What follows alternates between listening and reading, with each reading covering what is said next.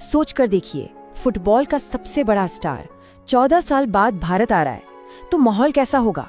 एक grand celebration, है ना? लेकिन कलकत्ता में लियोनेल मेसी के लिए वो पार्टी अफरा तफरी में बदल गई। चलिए समझते हैं कि आखिर ये सब हुआ कैसे। इसे नाम दिया गया था गोट टूर ऑफ इंडिया, और फैंस के लिए तो ये जिंदगी में एक बार मिलने वाला मौका था। पर हुआ क्या? जो सपना सच होने जैसा लग रहा था, वो एक भयानक सपने में बदल गया, सिर्फ और सिर्फ मिसमैनेजमेंट और निराशा की वजह से।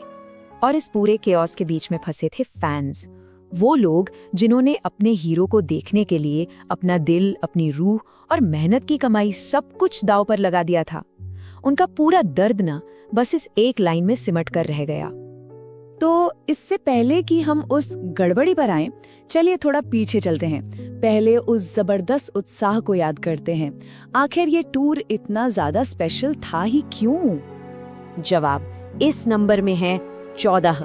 पूरे 14 साल का लंबा, बहुत लंबा इंतजार। सोचिए, जब मेसी 2011 में पहली बार कलकत्ता आए थे, तब से फैंस इस एक पल का सपना देख रहे थे। तो जैसा यहाँ टाइमलाइन में दिख रहा है, ये कोई आम फुटबॉल टूर नहीं था। ये तो एक दशक से भी ज्यादा लंबी कहानी का क्लाइमैक्स था। दिसंबर 2025 का वो दिन एक हिस्टोरिक दिन बनने वाला था, या कम से कम उम्मीद तो यही थी। और कोलकाता ने भी भाई कोई कसर नहीं छोड़ी। एयरपोर्ट पर वो दीवानगी, शहर के बड़े बड़े सितारों से मुलाकात, पूरा शहर जैसे मेसिफाइड हो गया था। माहौल में एक ऐसी एनर्जी थी ना कि बस पूछिए मत, सब कुछ बिल्कुल परफेक्ट लग रहा था।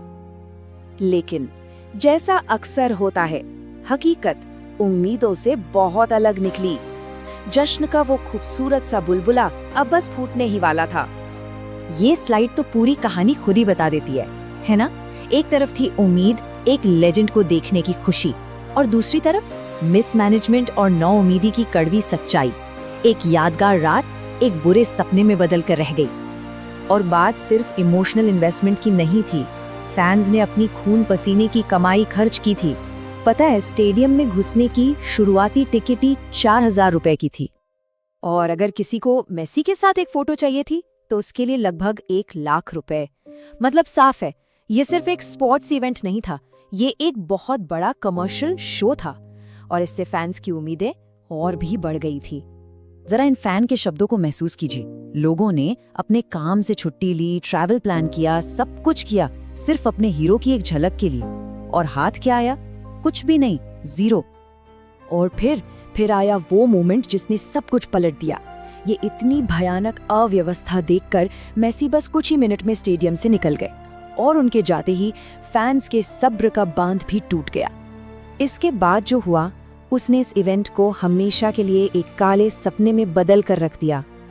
बस कुछ ही मिनट लगे, निराशा गुस्से में बदली, और गुस्सा तोड़फोड़ में। जो फैंस अभी थोड़ी देर पहले मेसी मेसी चिल्ला रहे थे, अब वही कुर्सियां और बोतलें फेंक रहे थे। एक खूबसूरत शाम पूरी तरह से बर्बाद। जब मामला शांत हुआ, तो शुरू हुआ ब्लेम गेम। इतनी बड़ी नाकामी का जिम्मेदार आखिर कौन था? उंगलियां उठने लगीं। सबसे पहले सत्ता में जो पार्टी थी, टीएमसी, उन्होंने सीधा सीधा इल्जाम ऑर्गेनाइजर्स पर डाल दिया। उन्हें नाकाबिल तक कहा, और ये भी माना कि हाँ, फैंस का गुस्सा बिल्कुल जायज था।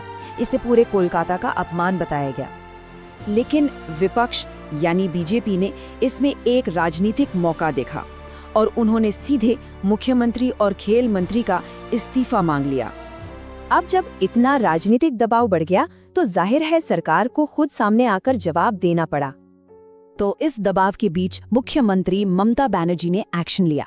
उन्होंने 2 बड़े कदम उठाए।